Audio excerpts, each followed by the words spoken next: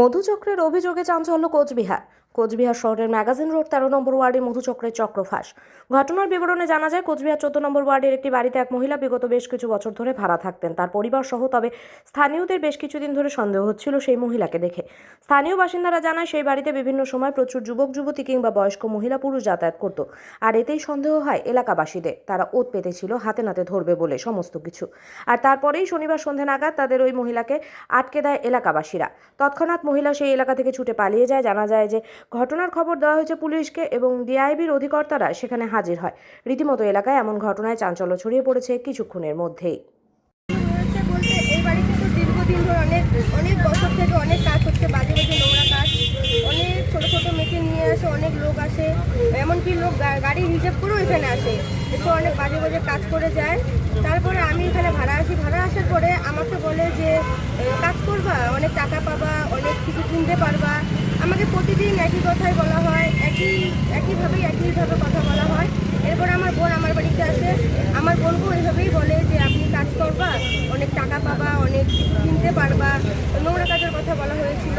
আমি বলছিলাম যে না, আমি এগুলো কাজ করি না, আর আমি এগুলো কাজ করবো না। তারপর থেকে উনি আমাকে প্রতিদিন টর্চার করে, প্রতিদিন বলে যে কাজ করো টাকা পাবা। আর এত লোক আসে বাড়িতে, থাকা যায় না। আজকে এই 10 বছরের একটা মেয়ে আসবে, কালকে 12 বছরের একটা মেয়ে আসে, এমনকি বয়স্ক লোক পর্যন্ত এই বাড়িতে চলে আসে। দিনে ম্যাক্সিমাম 15 থেকে 60 জন এই বাড়িতে এসে যায়। এত কিছু বলার পরেও ওনাদেরকে বলা হয়েছিল যে আমরা এগুলো কাজ করবো না, আপনি এভাবে এখানে করেন না। তারপরেও উনি এগুলো কাজ। ভাড়া থাকতেন এখানে? আমি এই বাড়িতে ভাড়া থাকি, ওনারাও ভাড়া থাকে। ওনারা 6 বছর থেকে ভাড়া আছে।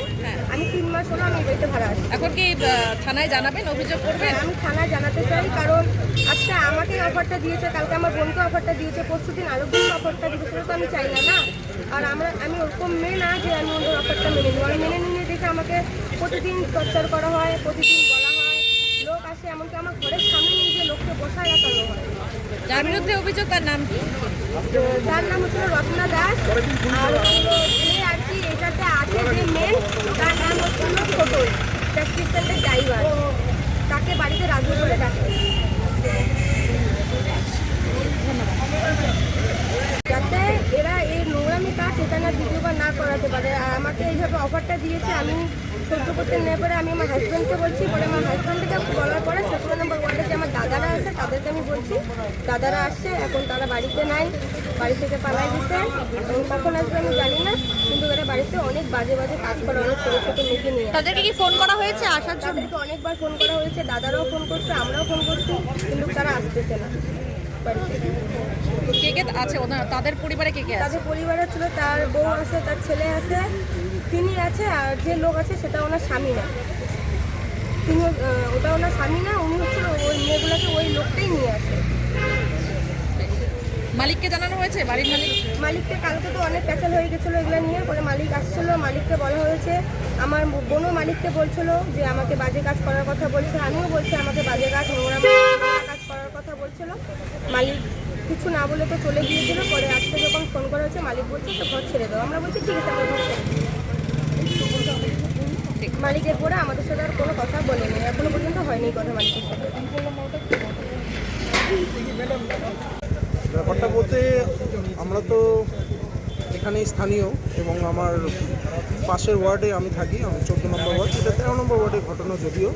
তো আমাদের ভাইরা আমাকে খবর দিল, তো আমি এখানে ছিলাম। তো শুনলাম যেটা, যে এই বাড়িতে যে ভদ্রমহিলা ভাড়া থাকেন, ওনাকে তার যে পাশের ঘরে যে এক ভদ্রমহিলা থাকে, তার সঙ্গে যে একজন থাকে, সে একজন তার পরিচিত, সে তাকে অফার করেছে, বাজে অফার করেছে এবং বাজে কিছু কুরুচিকর মন্তব্য করেছে। তার জন্য মেয়েটা আত্মসম্মানে লাগে, সে তার স্বামীকে জানায় এবং স্বামীকে জানানোর পরে মেয়েটা যথেষ্টভাবে লজ্জিত বোধ হয় এবং তারপর সে আমাদেরকে বলে যে দাদারা তোমরা একটু আসো, এসে ব্যাপারটা একটু শোনো বা এই ব্যাপারটা বিচার করো। আমরা এসে ঘটনাস্থলে শুনি এবং শোনার পরে এই বিষয়টা নিয়ে আমরা বলি যে এগুলো তো পাড়ার মধ্যে চলতে পারে না এবং এগুলো সমাজের পক্ষে খুবই বাজে বার্তা যাবে এবং সমাজে আমরা সুস্থ স্বাভাবিকভাবে থাকি, আমরা সভ্য সমাজের মানুষ। তো তারপর সেই মানে যাকে বাজে অফার করেছে তার হাজবেন্ড ফোন করেছিল।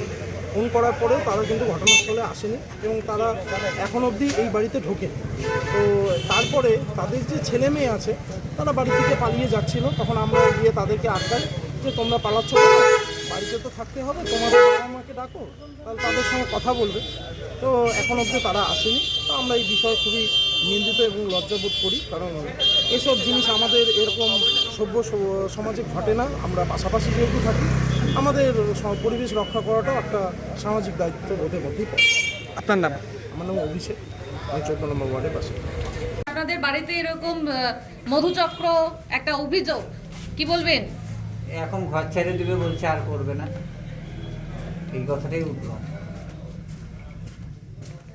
আর আপনারা স্বীকার করছেন, তাই তো? আপনি আমি তো বললাম আর হবে না এখন। তারপরে আর আমার কথা কেউ শোনে, আমার কথা যদি কেউ শুনতো তাহলে দ্বিতীয়বার এই কথা বলতো না। আমি যখন বুঝলাম যে এগুলো করা উচিত না, এই তখনই বলছিলাম। তারপরেও হয়েছে, সবাই তো আসতে যায়।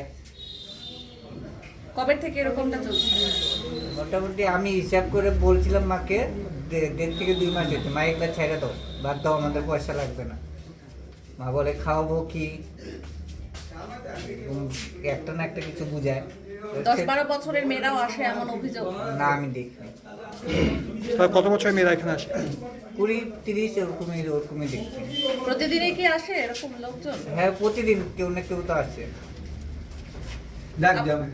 আপনারা কোন ঘরে থাকেন? আমরা এই ঘরে থাকি। আর এই কাজকর্মগুলো কোথায় আছে? সে ওই ঘরে হয়, এই ঘরেও হয়, আমাদেরকে বের করে দেয়। আপনাদের মালিক জানে? মালিক কি, তার মালিক বলতে পারলাম না। কে কে আছে পরিবারে আপনাদের? জানে কিনা সেটা বলতে পারলাম না। ওনারা তো বলেও না, জানলেও কিছু বলে না। পরিবারে 4 জন, মা বাবা ভাই বোন, বোন নেই, 2 ভাই। আপনার মায়ের নাম? রত্না দাস। আপনার? পবিত্র দাস। এখন কোথায়? আপনার মায়ের সাথে কথা হয়েছে? এই যে বাইরের লোকজন জমা হয়েছে। হ্যাঁ হয়েছে, বললো এখন আসতে পারবো না, দেরি হবে। আপনার মায়ের আসল সাথে কথা, মায়ের সাথে যে যিনি বলছে উনিই গায়ে। কে? উনি কে? উনি আসছে, আমি অনেক চেষ্টা করছি যে উনিও না আসে। আমার অসুবিধা হওয়ার কারণে যে আমি মানিয়ে ভালো থাকবো, উনাকে উনি আসলে, উনার যেহেতু বউ আছে, থাকলে উনি থাকুক, দিন রাত্রি 2 বেলায় থাকুক। আমার মার সাথে বাবার আলাদা হয়েছে আজকে নয়, 2010-এ। তো থাকলে থাকুক, এই কথাটা বলছি, কিন্তু কোনো মতেই শুনছে না। সকালে আসবে, রাত্রে যাবে গিয়ে। আপনার বাবা কোথায় থাকে? বাবা এখানেই বাড়িতে সবার আশে বসে আছে, কবে কে আসবে। আপনার বসে মার সাথে টানানোর লোক নেই।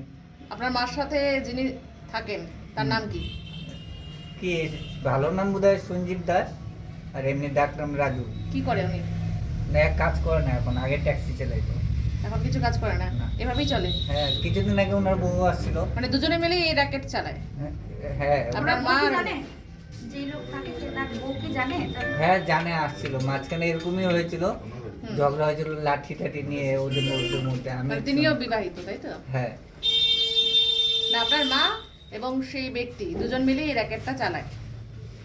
না, সেটা বলতে পারলাম না। আমার মাই একা চালায় নাকি, সেটা ওনাকে কেন বলবো আমি। আচ্ছা, এটা তো অন্যায় কাজ, এখন কি বলবেন? এখন তো সবাই অন্যায় কাছে এটা এতটুকু করতে পারবো আপনাদের জন্য, কোনো ফোন নাম্বার থাকলে যখন এই কাজগুলো হয় তখন ফোন করতে পারবো, ফোন করে জানিয়ে দিতে পারবো। তার থেকে বেশি আর কি করবো। এই শহরে তো আর নতুন, মানে এরপরেও আরো চলবে এই কাজ বলছেন? না, এই বাড়ি ছাড়বে, অন্য ঘর বাড়ি নিয়ে তো আর হবে না মনে হয়, বললো। এখন তারপরে যাই না, এই বাড়ি ঘরও ছাড়বে। আপনার নাম? আপনি কি বড় ছেলে? হ্যাঁ। আপনার নাম? পবিত্র দাস। আচ্ছা, নামেরটা এত বড় বললাম কেন?